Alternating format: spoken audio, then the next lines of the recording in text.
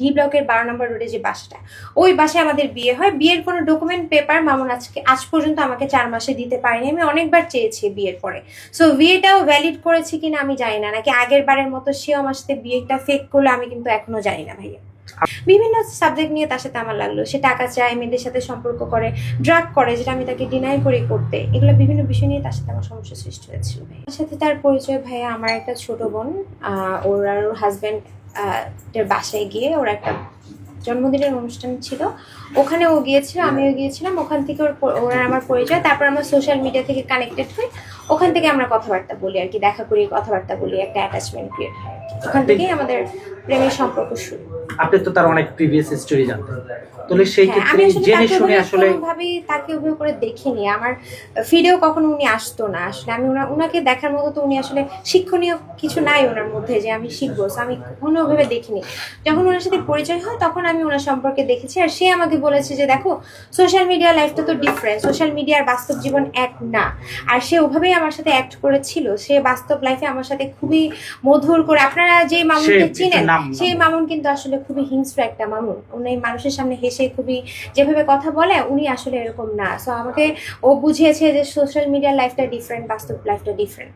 So আমি ওকে social মিডিয়াতে যেভাবে ওর মানে নেগেটিভিটিগুলো জানতাম, সে আমাকে বাস্তবতা এটা প্রকাশ করেনি আমার সাথে যখন সম্পর্ক ছিল। তো আমি বুঝতে পারিনি আসলে সেই মানুষটা এরকম হবে।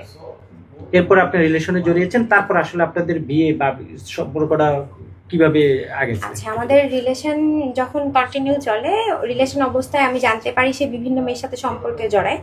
তখন আমি তার সাথে রিলেশনটা শেষ করে দিই। আমাদের রিলেশনটা ব্রেকআপ ছিল অনেকদিন। তখন সে নেশাগ্রস্ত হয়, ইয়াবা সেবন করে, বিভিন্ন মেয়ের সাথে আবার কানেক্টেড হয়। আমি আর তাকে নিয়ে বদার করিনি। আমি তখন দেশে ছিলাম না অনেকদিন। তখন সে সৌদিতে যায়। সৌদিতে গিয়ে সে কাবা ঘরের সামনে গিয়ে আমাকে মাফ চেয়ে সে একটা ভিডিও করে, আমি আপনাদেরকে দেখিয়েছি। মাফ চেয়ে আমাকে ভিডিও করে বলতেছে তার ভুল হয়েছে, সে ক্ষমা চায়, আল্লাহও ক্ষমা করে কাবা ঘরের সামনে গিয়ে। তখন আমি তাকে ক্ষমা করে দিই, আবার সম্পর্কটা কন্টিনিউ করি। কন্টিনিউ করার পরে 7 দিন পরে সে আমাদের বিয়ে হয়। সে আমার সাথে যখন সম্পর্কে ছিল কখনোই আমার গায়ে হাত তোলে, আমি মিথ্যা কথা বলতে চাই না। বিয়ের পর থেকে সে আমার গায়ে হাত তোলা শুরু করে। বিয়েটা আপনাদের কিভাবে হয়েছে? বিয়েটা হয়েছিল আমার প্রথমত আমার ফ্রেন্ড সার্কেল বা আমার আত্মীয় স্বজন কেউই তার ব্যাপারে আমাকে অ্যালাউ করেনি শুরু থেকে। আমি সম্পূর্ণ সবার থেকে ডিটাচ ছিলাম।